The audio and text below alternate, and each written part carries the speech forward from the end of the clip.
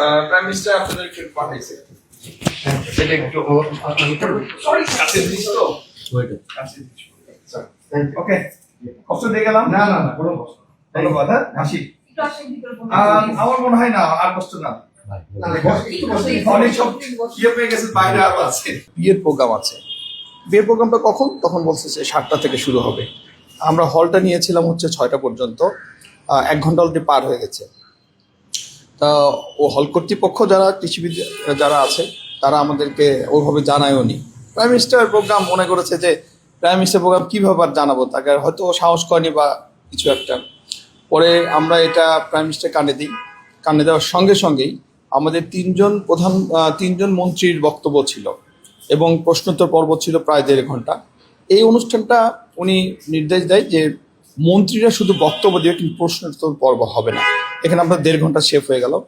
এটা হওয়ার পরে উনি তাড়াহুড়ো করে যখন নামতেছিলেন অনুষ্ঠান শেষ করে যে একটা বিয়ের অনুষ্ঠান আছে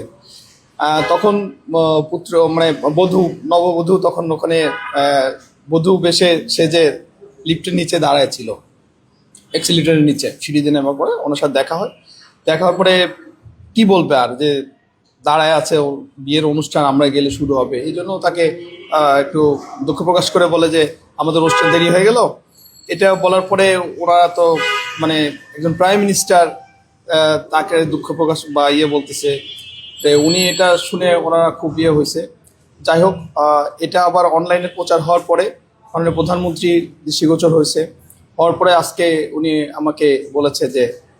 যেহেতু একটা বিয়ের অনুষ্ঠান তুমি একটা গিফট আমাদের পক্ষ থেকে দাও